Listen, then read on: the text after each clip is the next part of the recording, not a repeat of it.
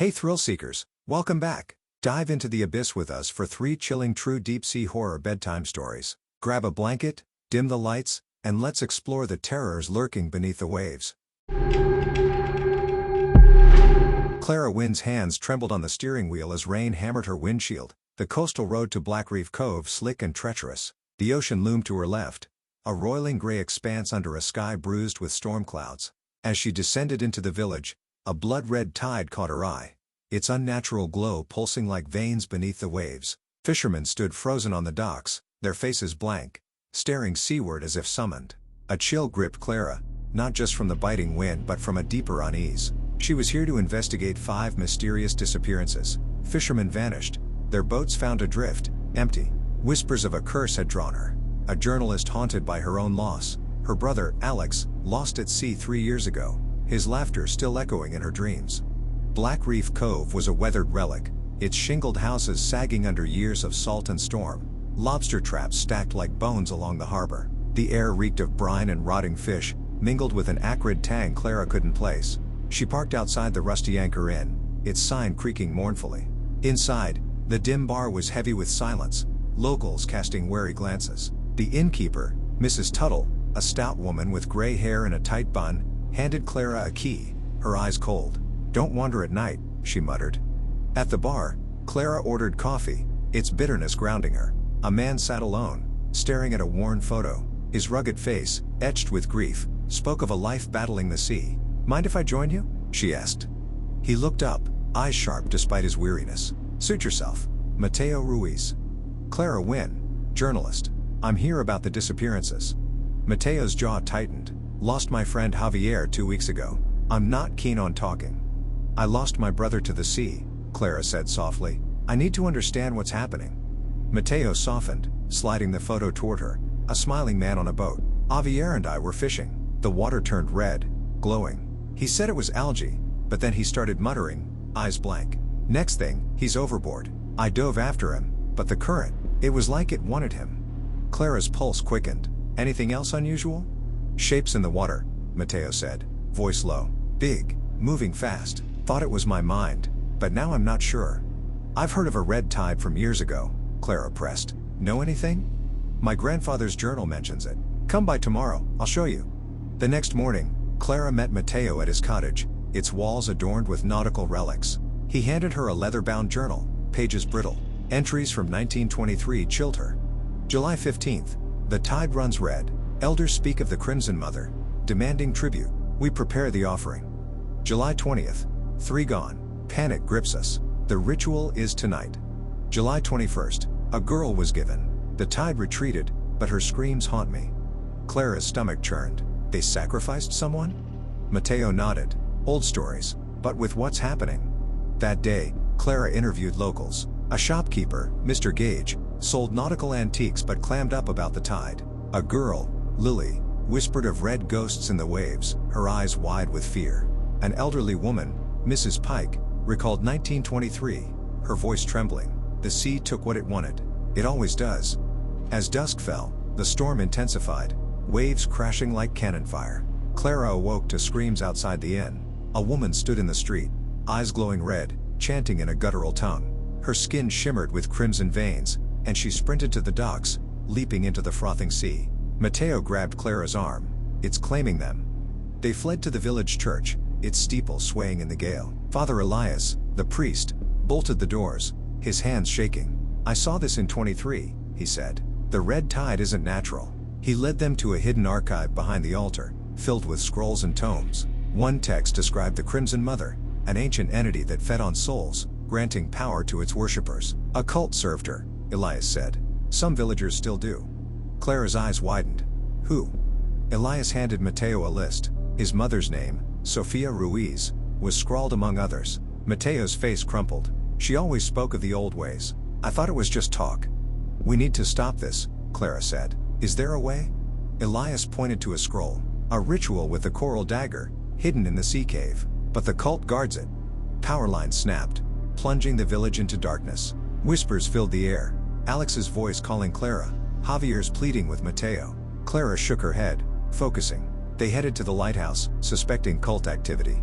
Flooded streets slowed them. debris swirling in ankle-deep water. Inside the lighthouse, a trapdoor revealed a chamber, altars stained with blood, carvings of tentacles and eyes, a map to the sea cave.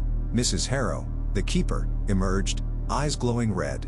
The mother rises. She shrieked, lunging with unnatural strength. Her nails raked Mateo's arm, leaving a burning spiral mark. Mateo knocked her out, but the mark pulsed, his vision blurring. "It's trying to take me," he gasped. They escaped, navigating cliffs slick with rain and seaweed. A landslide blocked the path, forcing them to climb jagged rocks, waves crashing below. The sea cave's entrance was half submerged, crimson foam bubbling.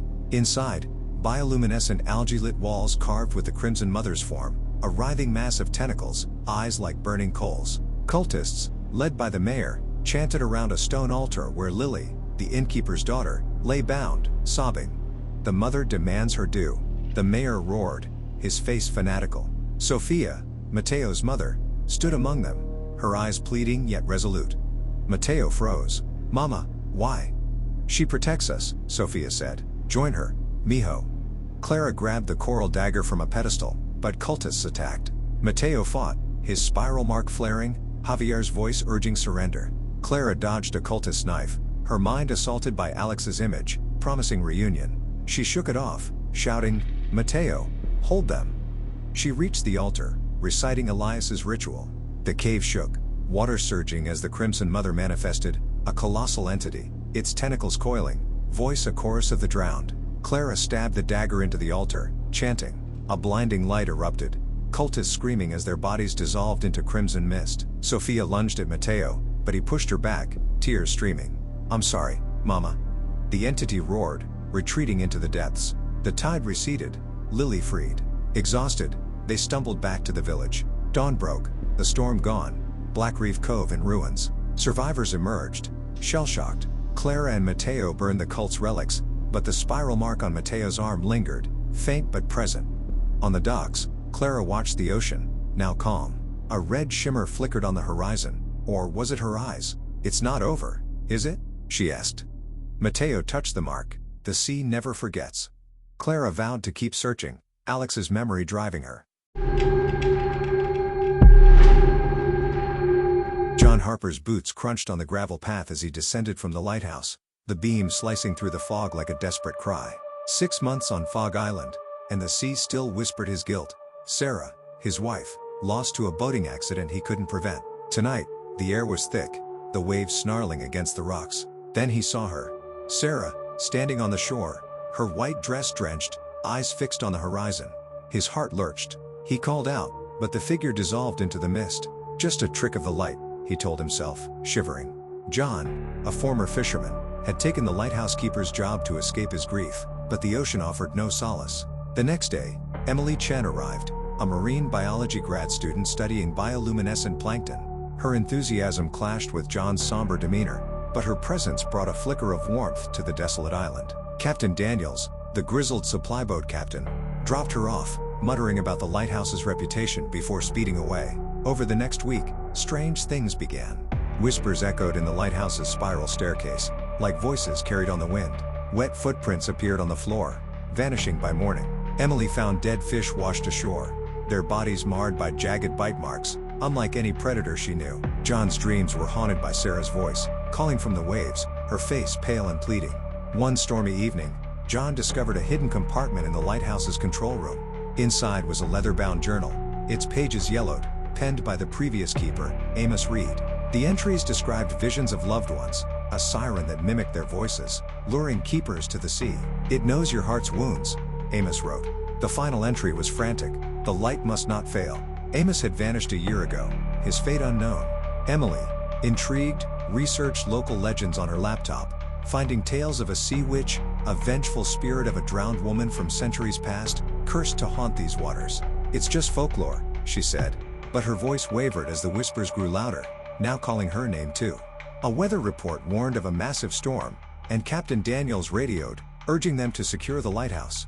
"Storms bring trouble here," he said, his tone heavy with unspoken warnings. That night, the lighthouse's generator sputtered, and the beam flickered.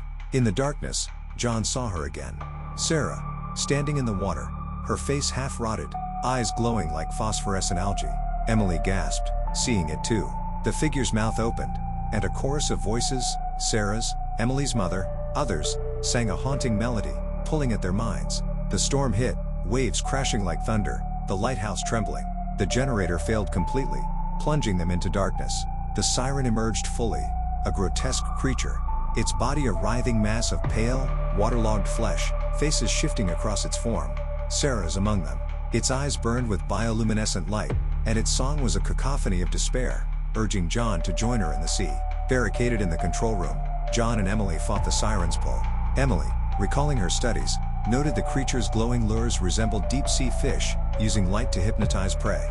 "If we can disrupt its frequency, we might stop it," she said. But the siren's claws scraped at the door, leaving trails of rancid slime. It smelled like decay and salt. Reading the journal by flashlight, John found a clue. The siren was a collective of drowned souls, bound by a curse tied to the island. A ritual could free them, requiring a keeper to confront their grief and offer a token of loss. John clutched Sarah's locket, the only memento he had, his hands trembling. The siren broke through, seizing Emily and dragging her toward the shore. John pursued, battling howling winds and waves that threatened to sweep him away. On the rocky outcrop, the siren loomed, its faces screaming, Sarah's begging for release. John held the locket, his voice breaking. "I failed you, Sarah, but I won't let you stay trapped."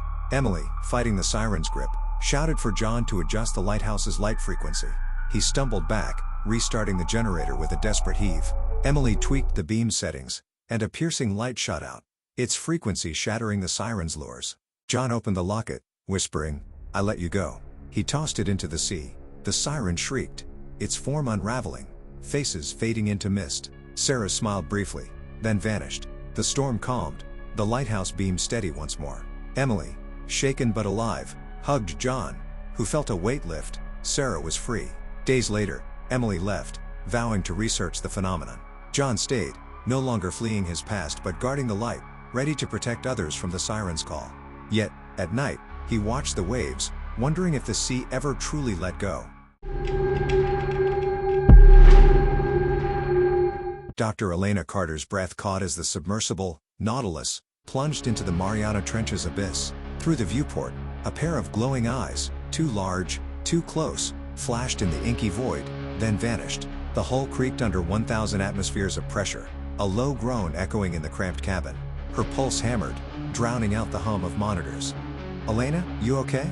Mark's voice crackled over the intercom, strained by the 10-kilometer depth.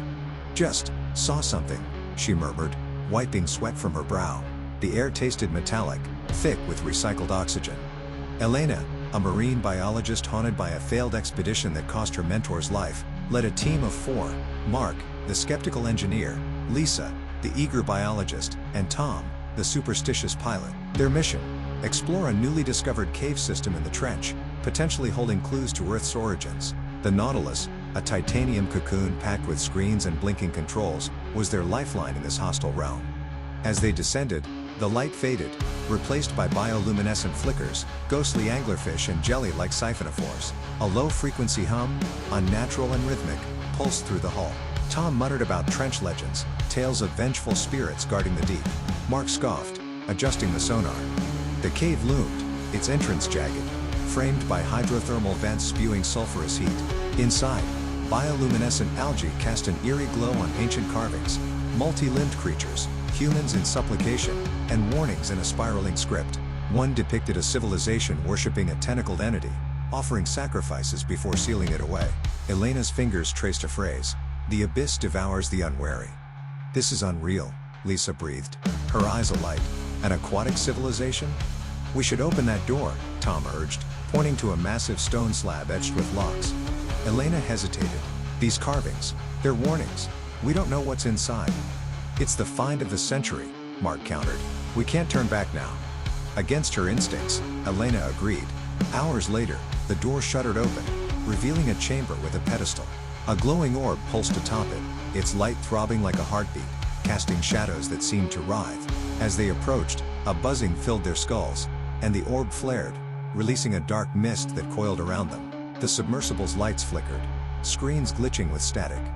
Tom convulsed, his eyes turning black, veins pulsing with faint light. "The abyss calls," he growled in a voice not his own, lunging at Lisa. Mark and Elena restrained him. but not before glimpsing a tendril of mist retreating into his skin. The orb was gone, the chamber door sealing itself. Back on the Nautilus, chaos reigned. Communication with the surface ship was dead, blocked by the cave's rock. Oxygen reserves ticked down, 12 hours left. Tom, sedated, lay strapped to a bunk, his breathing erratic. Lisa clutched her head, whispering, "It's in my mind. It knows me." Elena studied the carving's photos, translating fragments. The civilization had harnessed the entity's power, only to be consumed by it. They sealed it to save themselves, but now it was free, a parasite seeking hosts. Lisa's symptoms worsened. Her eyes glowed faintly, and she attacked Mark, her strength unnatural. They restrained her, but paranoia gripped the team. Who was next? Mark, ever rational, insisted on a scientific explanation. "It's a pathogen, not a demon." But his hands trembled. Tom, waking briefly, begged, "Kill me before it takes me again." Elena, haunted by her past failure, vowed to stop it. She devised a plan: return to the chamber, lure the entity back, and reseal it using a device mimicking the carving's ritual symbols. But whispers invaded her mind. Memories of her mentor's death, accusations of her negligence. Was she infected? Alone, Elena descended, the Nautilus's batteries waning. The darkness pressed in, the hum returning, louder, mocking. Hallucinations plagued her. Mark's face at the viewport, eyes glowing, her mentor's voice accusing her. The chamber's carving seemed to move, the entity's presence palpable. She set up the device, a makeshift electromagnetic trap, but Mark appeared, his voice distorted. "You can't stop us, Elena." "Fight it, Mark," she pleaded, seeing a flicker of his true self. "Now," he roared, his voice human for a moment. Elena activated the trap. A blinding light erupted, the mist coalescing into the orb, which shattered as the door slammed shut. The submersible shook, systems failing. Elena surfaced, oxygen nearly gone, the team scarred but alive. On the surface ship, Elena stared at the ocean, its depths silent. Her reflection in the glass showed a faint glow in her eyes. Or was it a trick of the light? The abyss held its secrets close. Thanks for diving into the shadows with us tonight. If you enjoyed this dark tale, hit that subscribe button and ring the bell for more mysterious bedtime stories. Sleep tight, if you dare.